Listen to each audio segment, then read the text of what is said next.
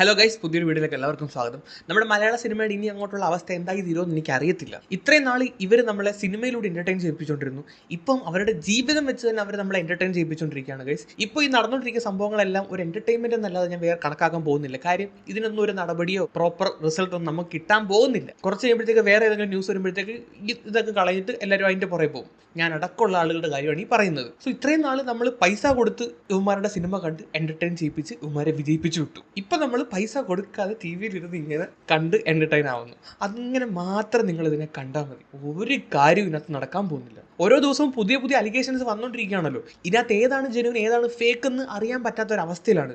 കാര്യം എനിക്ക് തോന്നുന്നു പലരും ഇപ്പോൾ ഈ ഒരു സംഭവം മുതലാക്കി ഒരു വിക്ടിം കാർഡ് കളിച്ചിട്ട് ഒരു പബ്ലിസിറ്റി സ്റ്റണ്ടിന് വേണ്ടി മാത്രം വരുന്ന ടീംസാണ്, അല്ലെങ്കിൽ അതിൻ്റെ പുറകിൽ ആരെങ്കിലും ഉണ്ടോ, എന്തെങ്കിലും പൈസ കൊടുത്താണ് ഇവർ ഇറക്കുന്നത് എന്നുള്ള പല സംശയങ്ങളും എൻ്റെ ഉള്ളിൽ കിടക്കുന്നുണ്ട്. പ്രതിസ്ഥാനത്ത് നിൽക്കുന്ന നമ്മുടെ നടന്മാരാണെങ്കിലും ഇപ്പോൾ വന്നുകൊണ്ടിരിക്കുന്ന പല ജൂനിയർ ആർട്ടിസ്റ്റ്, പല സ്ത്രീകളാണെങ്കിലും രണ്ടും ഉടായ്പകളാണെന്നാണ് എനിക്ക് തോന്നുന്നത്.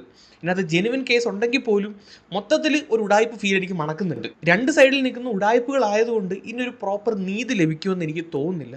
അതുകൊണ്ടാണ് ഞാൻ ഇതൊരു എൻ്റർടൈൻമെൻറ്റ് ഷോ എന്ന് മാത്രം കണക്കാക്കുന്നത്. മിന്നു മുനീർ എന്ന് പറയുന്ന ആ ഒരു സ്ത്രീയാണ്. ഇപ്പം നിങ്ങൾ ടി വി നോക്കിക്കഴിഞ്ഞാൽ മനസ്സിലാവും, ഇങ്ങനെ വരുന്ന സ്ത്രീകളുടെ എല്ലാവരുടെയും മുഖം ബ്ലർ ചെയ്തിട്ടാണ് കാണിച്ചിരിക്കുന്നത്. അത് നമ്മുടെ നിയമം അങ്ങനെ ആയതുകൊണ്ടാണ് അങ്ങനെ കാണിക്കുകയെന്നാണ് ഈ ചാനലുകാർ പറയുന്നത്. സോ ഈ ഒരു ഡിബേറ്റിന് വന്ന സമയത്ത് ഇവരുടെ മുഖം ഇങ്ങനെ ബ്ലർ ചെയ്ത് വെച്ചതുകൊണ്ട് ഇവർക്ക് അത് ഇഷ്ടപ്പെട്ടില്ല. ഇവരുടെ മുഖം കാണിച്ചുകൊണ്ട് തന്നെ ആ ഒരു ഡിബേറ്റ് മുന്നോട്ട് കൊണ്ടുപോകണം എന്നാണ് ഇവർ പറയുന്നത്. അപ്പോൾ എൻ്റെ ടൈം എനിക്ക് വേസ്റ്റ് ചെയ്യാൻ ഇല്ലെന്നും പറഞ്ഞിട്ട് അവർ എണീറ്റ് പോവുകയാണ് ചെയ്തത്.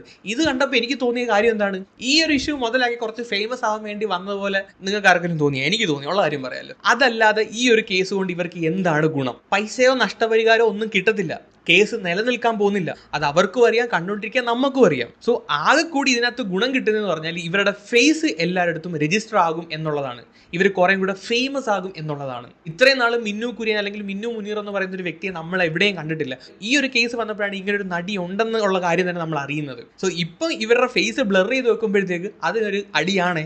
അതുകൊണ്ടാണ് എനിക്ക് അങ്ങനെ ഒരു സംശയം തോന്നിയത്. തൻ്റെ മാനാഭിമാനത്തിന് ക്ഷതമേറ്റത് ഇന്നോ ഇന്നലെയോ അല്ലെങ്കിൽ മെനങ്ങാന്നോ അല്ല, കുറേ വർഷങ്ങൾക്ക് മുമ്പാണ്. സോ അതിനെതിരെ പോരാടണമെങ്കിൽ ഇവർക്ക് അന്നേ വരാമായിരുന്നു. എന്തുകൊണ്ട് ഇപ്പോൾ വന്നു? സോ ഇതൊക്കെ കണക്ട് ചെയ്ത് നോക്കുമ്പോൾ ഇവർ വന്നതിൻ്റെ ഉദ്ദേശം ഇതൊക്കെ തന്നെ ആണെന്നാണ് എനിക്ക് തോന്നുന്നത്. എന്താണ് ഗൈസ് നിങ്ങളുടെ അഭിപ്രായം? ഇതുകൊണ്ടാണ് ഞാൻ തുടക്കത്തിൽ തന്നെ പറഞ്ഞത്, ഇതിനകത്ത് ഉടായ്പകൾ മാത്രമേ ഉള്ളൂ. ശരി എന്ന് പറയുന്ന ഒരു ഫാക്ടർ ഇല്ല. ഇതിനകത്ത് ആർക്കും നീതിയും കിട്ടാൻ പോണില്ല. ഇതെല്ലാം കണ്ട് ജസ്റ്റ് എൻ്റർടൈൻ ആവുക, വീട്ടിൽ ഇരിക്കുക, ഫുഡ് അടിക്കുക, കിടന്നുറങ്ങുക. കൂടുതലൊന്നും പറയില്ല. എന്തെങ്കിലും കമൻറ്റ് പറയാനുണ്ടെങ്കിൽ താഴെ ഒന്ന് കമൻറ്റ് ചെയ്യുക. അപ്പോൾ ശരിയെങ്കിൽ ബൈ.